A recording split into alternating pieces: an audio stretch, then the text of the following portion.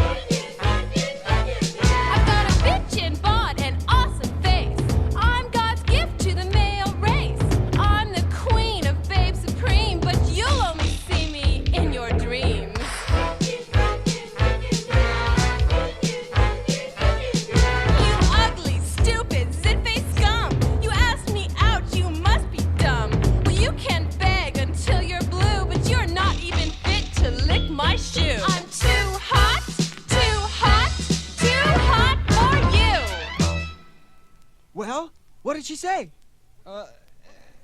She didn't say no. Burying the Bookbinders with a Dr. Demento discovery, an unreleased tape called Too Hot for You, Part 2, number 5 on the Dr. Demento Funny 5. Number 4 song, very, very different in musical style from that one, but the state of mind of the protagonists in the two songs does have something in common. Here's number 4.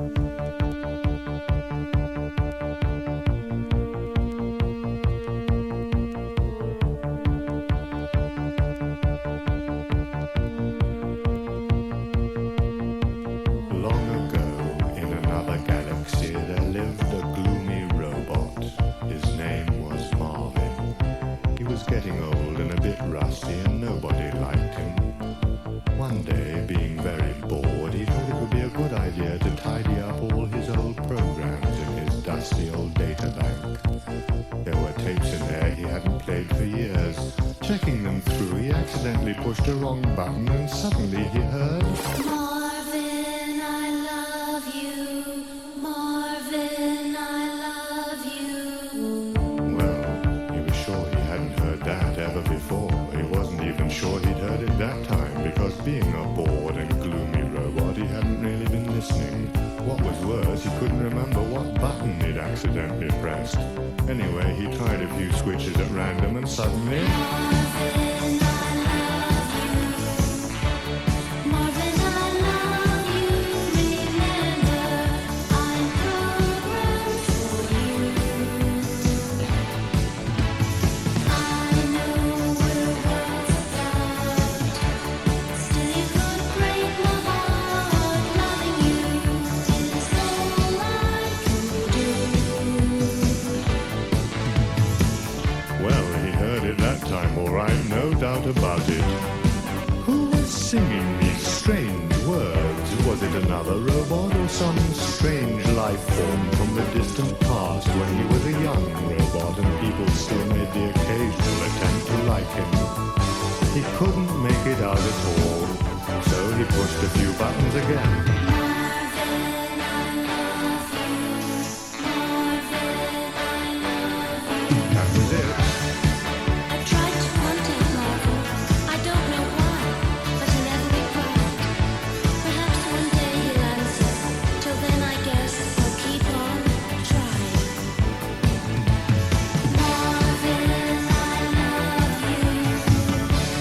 Marvin, I love you. Remember, I'm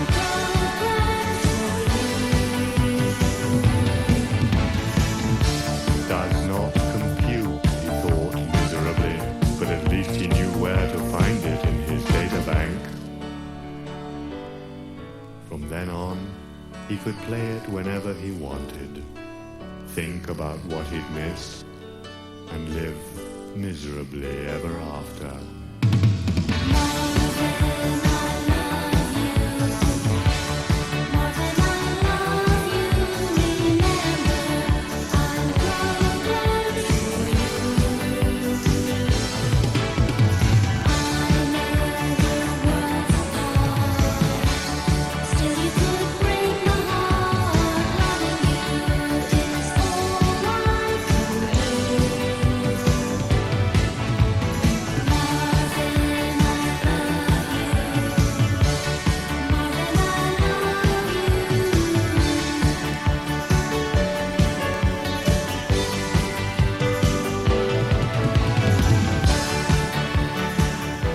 Marvin, I Love You, with Marvin the Paranoid Android from the album Dr. Demento Presents the Greatest Novelty Records of All Time, the 80s volume. That's number 4 on the Funny 5. And now, important medical information from Rolaids. A new research survey has revealed that doctors prefer the relief formula in Rolaids over the formula in Tums. Laboratory studies show that Rolaids antacid medicine consumes all the acid required to give millions 100% relief. And then Rolaids keeps on working to help keep your stomach trouble-free. To treat the pain and burn of excess acid with serious medicine, remember today's news. Doctors prefer the relief formula in Rolaids over the formula in Tums. Use only as directed. Number 3 is next on the Dr. Demento Funny 5.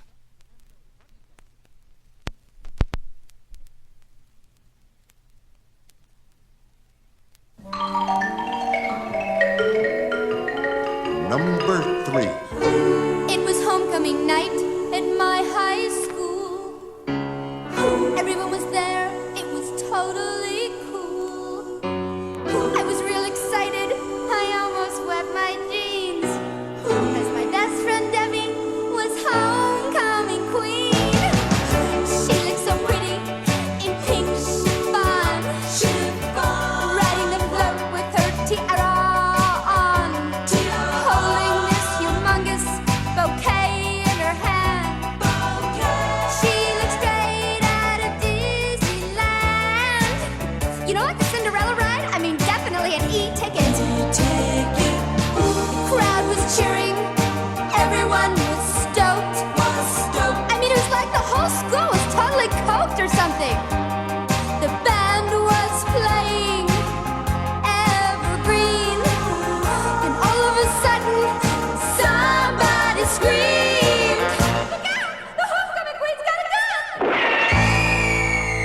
Everybody run!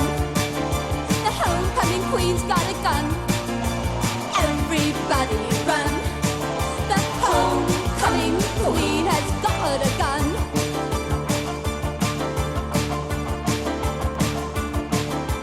Debbie's smiling and waving her gun, picking off cheerleaders one by one. Oh, Buffy's pom-pom just flew to bits. Oh no, Mitzi's head just did the splits. God, my best friend's on a shooting spree. Stop it, Debbie, you're embarrassing me. How could you do what you just did?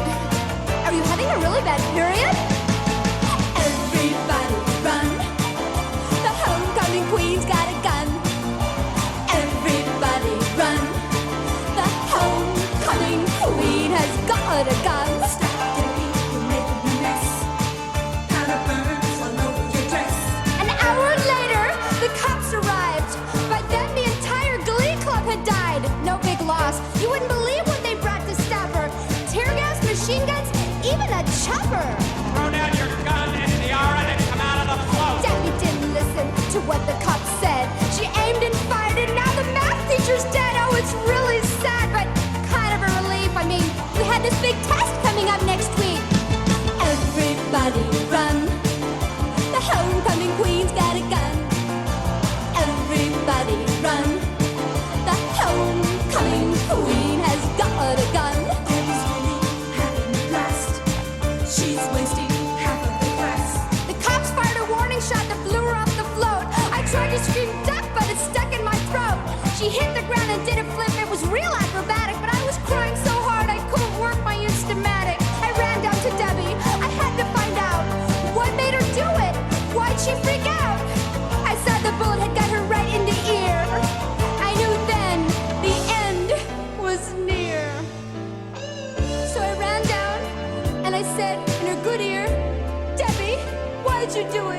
She raised her head, smiled, and said, I did it for Johnny. Johnny?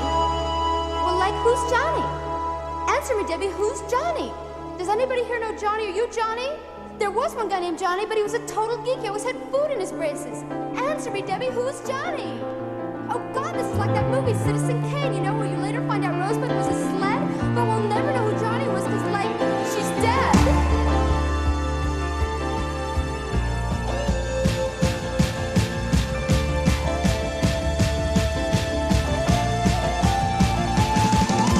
Everybody run.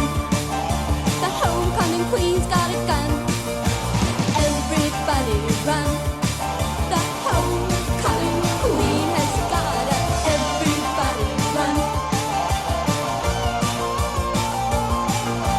Everybody run. The homecoming queen has got a. The homecoming queen is armed and extremely dangerous. Julie Brown with number 3 on the Dr. Demento Funny 5. This is Dr. Demento, and it is with great pleasure that I invite you to join the Demento Society, the one and only official organization which brings together dementites and dementoids from around the world, and the only organization dedicated to preserving the kind of mad music and crazy comedy you hear every week right here on the Dr. Demento Show.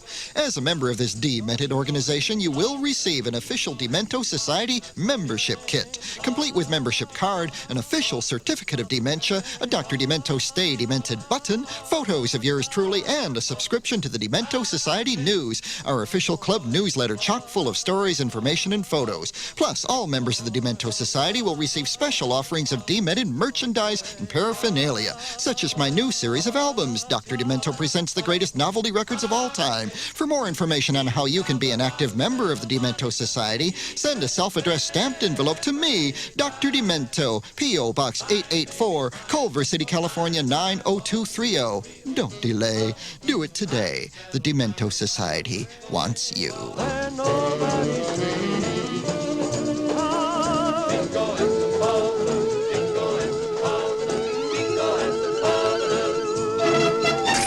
Here comes number 2. Let's open up the request line, okay? Hello, Dr. Demento.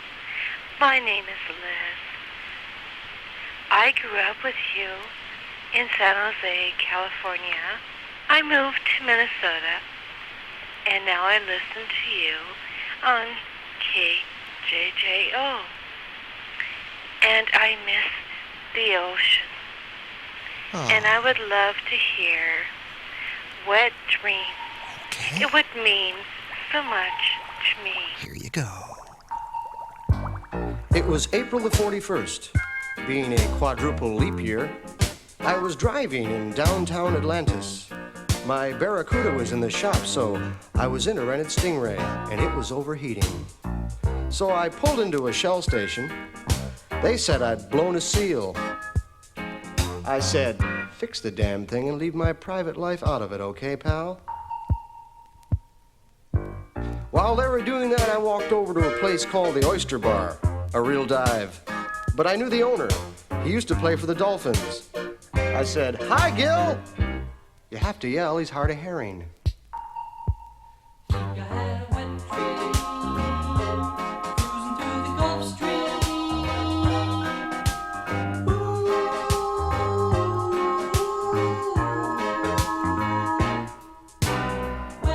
Gil was also down on his luck. Fact is, he was barely keeping his head below water. I bellied up to the sandbar. He poured me the usual. Rusty snail, hold a grunion, shaken, not stirred, with a peanut butter and jellyfish sandwich on the side, heavy on the Mako. I slipped him a fin, on porpoise. I was feeling good. I even dropped a sand dollar in the box for Jerry's squids, for the halibut. Well, the place was crowded. We were packed in like sardines. They were all there to listen to the big band sounds of Tommy Dorsal. What sold? Tommy was rocking the place with a very popular tuna, Salmon Enchanted Evening, and the stage was surrounded by screaming groupers, probably there to see the bass player. One of them was this cute little yellowtail. and she's giving me the eye. So I figured this is my chance for a little fun. You know, piece of Pisces. But she said things I just couldn't fathom. She was too deep, seemed to be under a lot of pressure. Boy, could she drink. She drank a lot. I said, "What's your sign?" She said, "Aquarium." I said, "Great, let's get tanked."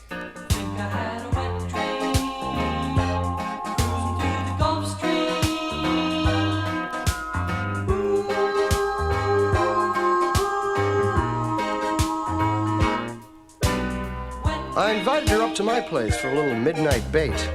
I said, "Come on, baby, only take a few minnows." She threw me that same old line. "Not tonight, I got a haddock."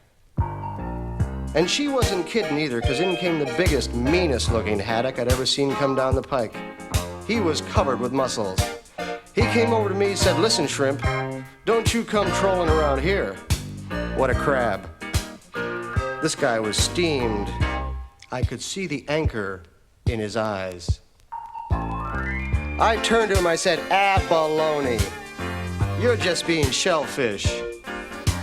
Well, I knew there was going to be trouble, and so did Gil, because he was already on the phone to the cods. The haddock hits me with a sucker punch. I catch him with a left hook. He eels over. It was a fluke, but there he was, lying on the deck, flat as a mackerel.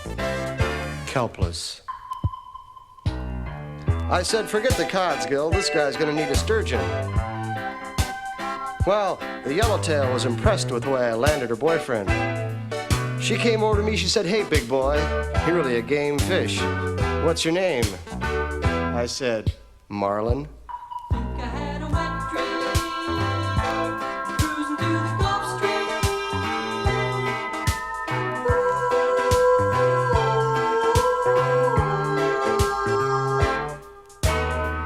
Well, from then on, we had a whale of a time. I took her to dinner. I took her to dance. I bought her a bouquet of flounders. And then I went home with her. And what did I get for my trouble? A case of the clams.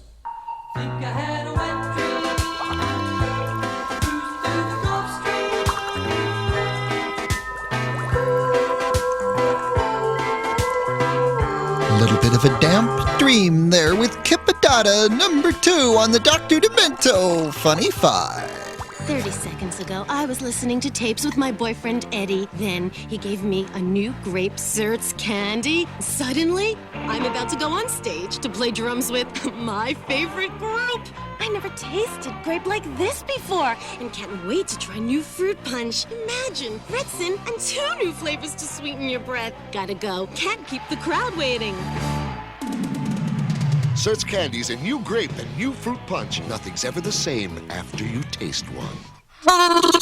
Oh, excuse me. They're still in the spirit of that wet dream. Number 1's coming up next on the Funny 5. Let me give you our address one more time. It's Dr. Demento, P.O. Box 884, Culver City, California, 90230.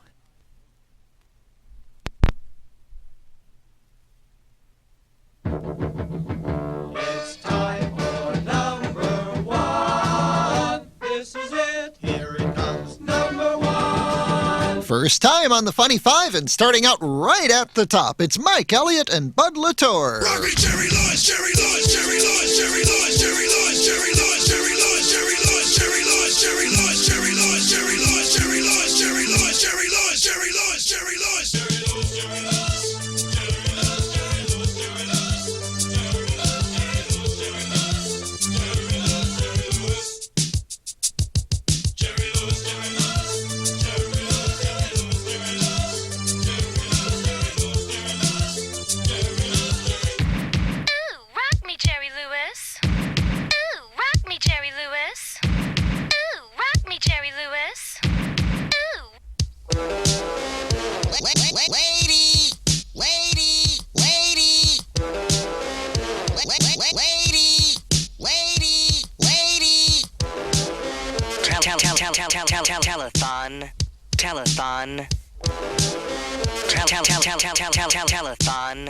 Telethon.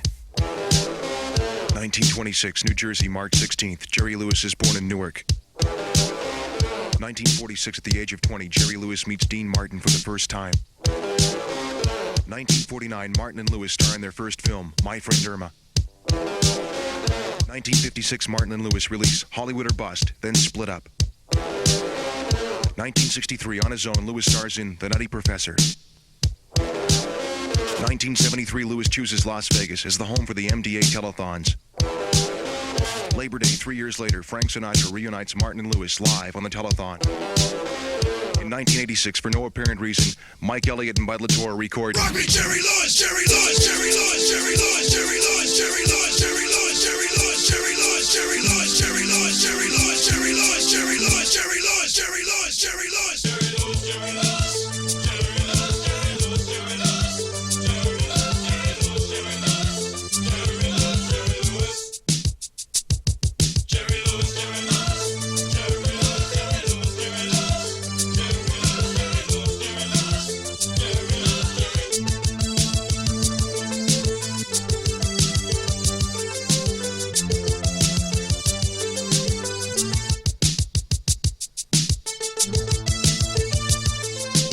Number 1 on the Dr. Demento Funny 5, Mike Elliott and Bud Latour with Rock Me, Jerry Lewis. Kip Adada with Wet Dream, number 2 this week, and Julie Brown with Homecoming Queen's Got a Gun coming in at number 3. Marvin the Paranoid Android with Marvin, I Love You be number 4, and Too Hot for You, Part 2 by Barry and the Bookbinders, number 5 this week on the Dr. Demento Show. Let me give you our address one more time. It's P.O. Box 884, Culver City, California 90230. Send me your request or maybe a petition with a bunch of names on it or anything. Anything you'd like as long as it's demented. Robert Young is the associate producer of the Dr. Demento Show. Chris Lindsley, our engineer. Sue Hansen, our production assistant. The Dr. Demento Show is a weekly presentation of the Westwood One Radio Network. Executive producer, Norm Pattis. Thank you ever so much for listening. Tell a friend to tune in with you next time. And don't forget to stay demented.